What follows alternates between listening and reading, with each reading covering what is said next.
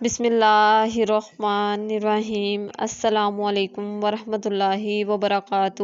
Welcome back to my YouTube channel اسلام کی دنیا ود رباب۔ امید کرتی ہوں آپ سب خیریت سے ہوں گے۔ اللہ تعالیٰ آپ سب کو اپنے حفظ و ایمان میں رکھے، آمین ثم آمین۔ جی ناظرین، تو میری آج کی ویڈیو کا عنوان یاجوج ماجوج کا واقعہ ہے۔ آج ہم اس ویڈیو میں دیکھیں گے یاجوج ماجوج کون سی قوم ہے اور یہ کہاں پر آباد ہے، اور اللہ تعالیٰ اس قوم کو کب کھول دیں گے اور تب زمین پر کیا ہوگا۔ تمام ناظرین سے گزارش ہے کہ یہ ویڈیو اینڈ تک لازمی دیکھیے گا۔ جی ناظرین، تو یاجوج ماجوج کا ذکر اکثر سننے کو ملتا ہے، مگر بہت سے لوگ ان کی حقیقت سے محروم ہیں، بے خبر ہیں، ان کو یہ حقیقت نہیں پتہ۔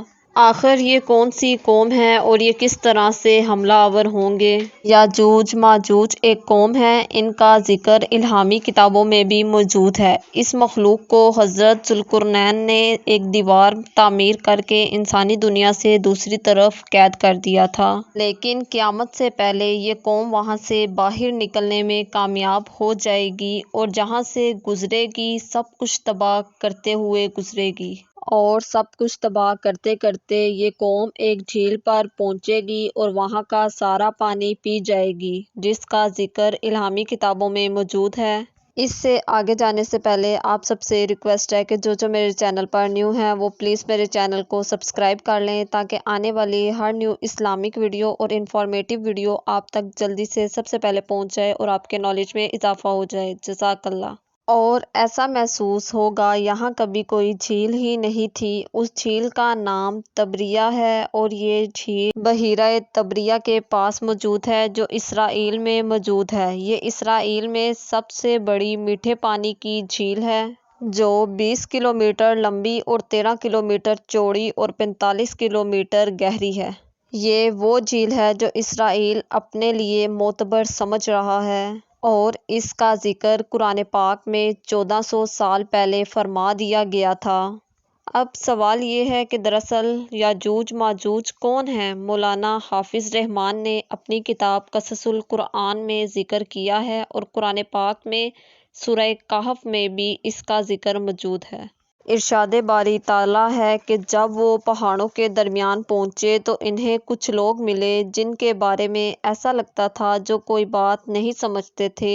مفسرین اور مفکرین نے لکھا ہے کہ جب حضرت ذوالقرنین سفر کرتے ہوئے وہاں جا پہنچے جو آرینیا اور آذربائیجان کے پاس واقع ہے، وہاں دو پہاڑوں کے درمیان سے ایک قوم نکلی جو کھیت تباہ کر دیتی ہے اور لوگوں کو غلام بنا کر لے جاتی ہے۔ وہاں کے لوگوں نے حضرت ذوالقرنین سے درخواست کی کہ ہم آپ کو کچھ رقم جمع کر دیتے ہیں تاکہ آپ ہمارے اور ان کے درمیان کوئی رکاوٹ بنا دیں۔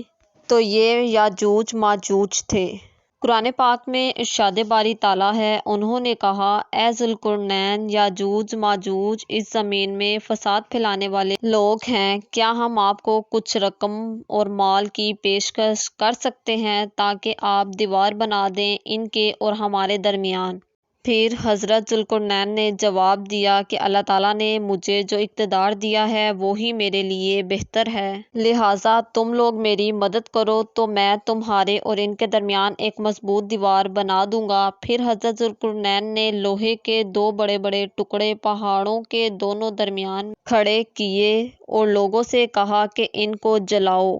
جب وہ جل گئے تو ان پر پگھلا ہوا تانبا ڈالا گیا تاکہ لوہے کے ٹکڑے مضبوطی سے جڑ جائیں، اور چکناہٹ رکھی گئی تاکہ چکناہٹ کی وجہ سے کوئی بھی اس پر چڑھ نہ سکے۔ پھر ایسی دیوار بن گئی کہ یاجوج ماجوج اس دیوار پر چڑھنے کی طاقت رکھتے نہیں تھے، اور نہ اس دیوار کو وہ توڑ سکتے تھے نہ اس میں سوراخ بنا سکتے تھے۔ وہ دیوار 50 میل لمبی 290 فٹ اونچی تھی۔ قرآن پاک کی گواہی سے ثابت ہوتا ہے کہ حضرت ذوالقرنین نے پہاڑوں کے درمیان سفر کیا، اور اس پہاڑی سلسلے میں ایک جگہ بہت ہی بلند پہاڑ ہیں جن کے درمیان وہ واحد راستہ ہے جہاں سے آیا جایا جا سکتا ہے، مگر وہ راستہ مکمل برف سے ڈھکا ہوا ہے اور اس کے اندر لوہا اور دھات موجود ہے۔ تاریخ کے مطابق یاجوج ماجوج حضرت نوح علیہ السلام کے ایک بیٹے یاسف کی اولاد میں سے ہیں جو خانہ بدوش اور وحشی خاندان پر مشتمل تھے۔ ان کی تعداد بہت تیزی کے ساتھ بڑھنے لگی اور ان کی تعداد ایسے ہی بڑھتے بڑھتے زیادہ ہو گئی۔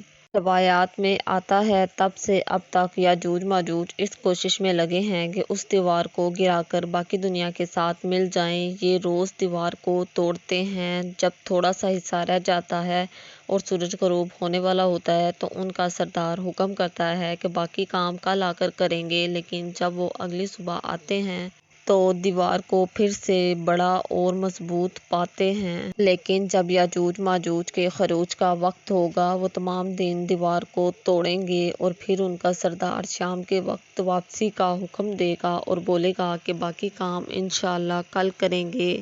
تو انشاءاللہ کی برکت سے وہ اگلی صبح اس دیوار کو اتنا ہی پائیں گے جتنا وہ توڑ کر گئے تھے۔ تو پھر اگلی صبح وہ جوش و خروش کے ساتھ اس دیوار کو توڑ ڈالیں گے اور پھر وہ زمین پر پھیل جائیں گے اور فساد ڈالیں گے، تباہی مچاتے جائیں گے۔ ان کا پہلا گروہ جب اس جھیل تبریہ کے پاس پہنچے گا تو مسلم صحیح کی حدیث کے مطابق سارا پانی وہ پی جائیں گے، اور جب ان کا آخری گروہ اس جھیل کے پاس پہنچے گا تو وہاں پر پانی خشک دیکھ کر کہیں گے کہ یہاں پر کبھی پانی ہوا کرتا تھا۔ اس جھیل کا ذکر توریت اور انجیل میں بھی موجود ہے۔ اور حضرت عیسیٰ علیہ السلام نے اپنی زندگی کا ایک بڑا حصہ اس جھیل کے ساحل پر گزارا۔ اسی طرح یاجوج ماجوج قتل و غارت کرتے ہوئے بیت المقدس پہنچیں گے اور وہاں اعلان کریں گے کہ زمین پر ہمارا قبضہ ہو گیا ہے اور اب ہم آسمان پر بھی اپنا قبضہ کریں گے۔ تو اس وقت حضرت عیسیٰ علیہ السلام لوگوں کو لے کر کوہ طور پر پناہ لے لیں گے اور عام لوگ محفوظ جگہ پر ہو کر اپنی زندگی بچائیں گے۔ اور پھر دجال کو قتل کون کرے گا؟ مولانا حافظ الرحمن نے لکھا ہے اپنی کتاب میں، حضرت عیسیٰ اور مسلمان دعا کریں گے کہ یا اللہ اس سے جان چھڑوا دے، پھر اللہ تعالیٰ ان کی گردنوں میں ایسا کیڑا پیدا کر دے گا کہ وہ مرتے چلے جائیں گے۔ اس طرح ساری زمین ان کی لاشوں سے بھر جائے گی اور پھر اللہ تعالیٰ بارش فرمائیں گے اور بارش سے اس زمین کو پاک کریں گے۔ امید کرتی ہوں آپ سب کو میری یہ ویڈیو پسند آئی ہوگی، تو آپ پلیز میری ویڈیو کو لائک اور میرے چینل کو ضرور سبسکرائب کیجیے گا۔ اللہ حافظ۔